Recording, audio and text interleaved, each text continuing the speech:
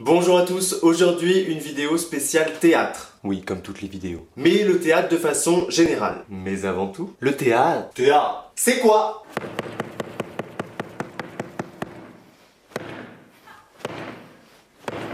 Effectivement, j'ai commencé cette chaîne un petit peu pris dans l'euphorie du Festival d'Avignon et j'ai un peu oublié l'essentiel, vous faire une vidéo sur le théâtre. Dans cette vidéo, je vais donc essayer de définir le théâtre de la façon la plus large possible, sans m'arrêter sur des caractéristiques esthétiques, historiques ou géographiques. Le but, c'est que les définitions fonctionnent autant pour du no que pour du boulevard.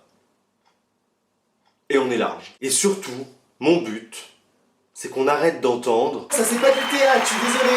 Bouh, bouh !» Alors, le théâtre, c'est qui, c'est quoi, c'est quand, c'est où, c'est chiant, c'est long, je préfère le cinéma. Wow, tu te calmes. Premièrement, pour donner une définition qui engloberait toutes les formes de théâtre à travers le monde, on oublie les costumes, le rideau rouge, les petites dorures, les accessoires, le texte. On n'a pas besoin d'un théâtre non plus. Et pas même d'une scène. Non, pour qu'il y ait théâtre, il faut un regardant et un regardé. C'est-à-dire au moins un comédien ou une comédienne et au moins un spectateur ou une spectatrice. Peu importe où vous êtes, même au beau milieu d'un champ, s'il y a un regardant et un regardé, alors il y a théâtre. To be or not to be.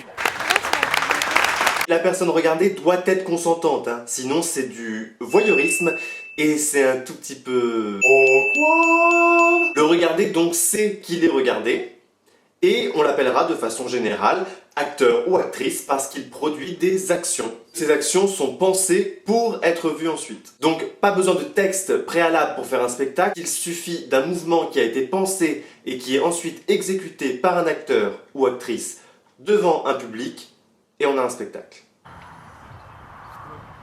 Mais le plus souvent, en tout cas dans le théâtre occidental, la représentation théâtrale est composée de paroles et d'actions, c'est-à-dire de signes verbaux et non-verbaux. Les signes verbaux, c'est le texte qui sera joué par le comédien ou la comédienne, texte auquel vous avez accès depuis chez vous, sans bloquer toute une soirée pour aller au théâtre. En plus, on rentre tard, c'est chiant, ça coûte cher, on n'a pas dîné, le voisin a ronflé, j'étais mal placé, j'en ai ras-le-bol. Non, le théâtre, c'est beaucoup mieux chez soi. Ah, Cruel. Tu m'as trop entendu. Les signes non-verbaux, c'est un ensemble de codes que seul le spectacle vivant vous offre et qui vous permet de recevoir les signes verbaux, donc le texte, d'une toute autre manière. En fait, ces codes visuels, esthétiques, la proxémique, les codes musicaux vont vous offrir un deuxième niveau de lecture de la pièce. Et c'est pour ça qu'on va au théâtre.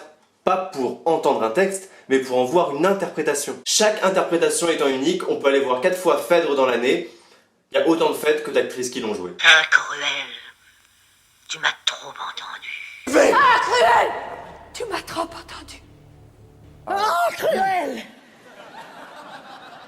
Tu m'as trop entendu. Pour faire du théâtre, il faut aussi délimiter des espaces. Pour faire simple, il y a 2 espaces. Un espace scénique pour les regarder et un espace pour les regardants. Et c'est ces 2 espaces cumulés qui forment l'espace théâtral. Mais attention, les espaces regardés et regardants ne sont pas exclusifs. Ils peuvent se mélanger. L'espace des regardants, donc l'espace du public, c'est ce qu'on appelait dans le théâtre grec antique le théatron. Le théatron, littéralement, c'est l'endroit d'où l'on voit. Mais pas seulement d'où l'on voit, c'est d'où l'on voit, d'où l'on comprend, d'où l'on voit des choses qu'on ne devrait pas voir, d'où l'on analyse les choses. Du coup, c'est plutôt chouette qu'on ait retenu théatron pour l'art du théâtre. C'est l'art de la compréhension. Et donc le public placé dans cet espace regarde en direction de la scène, donc l'espace scénique, qui est aussi l'espace de jeu. Bien qu'il arrive que l'espace de jeu déborde dans l'espace des regardants, en gros que des comédiens investissent la salle. Brisant ainsi le sacro-saint 4e mur. Le 4e mur, c'est ce fameux mur imaginaire qui est censé séparer le public des acteurs et qui permettrait aux acteurs d'être dans une illusion totale. 4e mur dont on attribue la définition à tort à Diderot, puisque Diderot n'a jamais parlé de 4e mur, en fait c'est plutôt Antoine et Brecht qui en ont parlé plus tard. Diderot lui a juste théorisé un truc qui est à peu près ressemblant, mais... ça va, le mec a déjà théorisé d'autres trucs. Bref, l'espace scénique, c'est l'endroit de la fiction. La scène, c'est donc l'endroit où se passent les actions. Et dans le théâtre grec, toujours celui-là, les actions n'avaient pas vraiment lieu sur scène. En fait, elles avaient plutôt lieu dans la skéné, qui étaient les coulisses, puisque les acteurs ne faisaient que rapporter les actions en parole sur le proscénium. Prenez Oedipe par exemple, il ne se passe quasiment rien sur scène.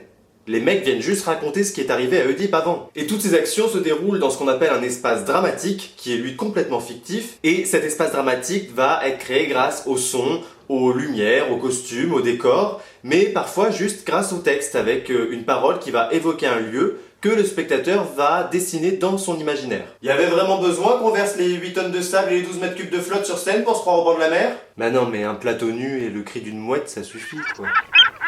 Ben oui, ça suffit, car de toute façon, le théâtre ne pourra jamais être une copie conforme du réel. C'est un art mimétique, mais qui n'imite pas, qui représente des situations souvent vraisemblables. Toute la complexité du théâtre, c'est de représenter le vivant par le vivant. Je m'explique. Les autres formes artistiques figent le réel sur des supports qui sont indépendants du vivant. Donc vous avez une représentation du vivant sans avoir besoin d'un vivant.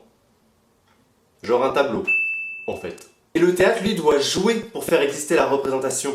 Donc tout ne peut pas être faux. Enfin mort. Enfin pas vivant, quoi. Par exemple, un acteur qui pleure, il fait semblant de pleurer, mais il pleure quand même. Avec des vraies larmes.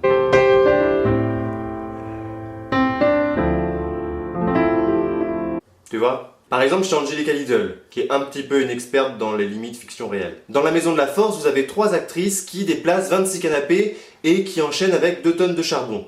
À déplacer, à la pelle.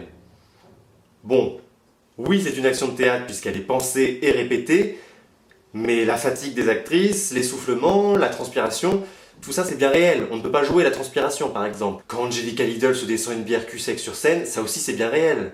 Je sais pas comment elle fait. Et puis après, une fois qu'on a tout ça, l'espace, le public, les actrices, les acteurs, eh ben on fait ce qu'on veut. On coupe des tranches de vie, on parle beaucoup plus qu'on ne l'aurait fait dans la vraie vie, on parle beaucoup moins qu'on ne l'aurait fait dans la vraie vie, on transforme ces instants de vie pour qu'ils soient plus vrais que nature, Plus vivant que la vie, quoi. on les maquille comme on accentue les traits d'un acteur, on les sublime grâce aux mots d'une autrice, on les dissèque grâce au regard d'un metteur en scène, on va étendre le temps d'un moment, ou au contraire accélérer une vie, on va pleurer plus qu'il n'en faut, on va articuler, surarticuler, à la manière d'une Sarah Bernard, à la manière d'un Claude Régis, on va esthétiser le sang en ruban rouge comme Thomas Joly, ou s'en verser des litres sur la tête comme Vincent McCain, on va montrer des liaisons très pudiques comme chez Christine Le Tailleur, beaucoup moins chez Angelica Lidl, on va montrer des maisons bourgeoises très réalistes comme chez Luc Bondy, ou au contraire des espaces indéterminés comme chez Warlikowski. On fera rire avec Tchekhov et le TG Stan, on fera pleurer avec Tchekhov et Christiane Jattali. C'est fou tout ce qu'on peut faire au théâtre, non? Si cette vidéo vous a donné envie d'en savoir plus sur le théâtre, alors vous pouvez vous abonner à la chaîne et aussi donner un petit thumbs up à la vidéo. Et vous pouvez aussi jeter un œil sur ces 3 livres. Qu'est-ce que le théâtre de Christian Biette et Christophe Trio? Que sais-je le théâtre de Alain Biala et Daniel Mesguich? Et Lire le théâtre, le tome 1 particulièrement d'Annie Bursfeld. Bonne fin d'été à tous, on se retrouve dès la rentrée pour le début de cette nouvelle saison 2016-2017. J'ai hâte. Walk, walk, fashion baby, work it, move that bit crazy. Walk, walk, fashion baby.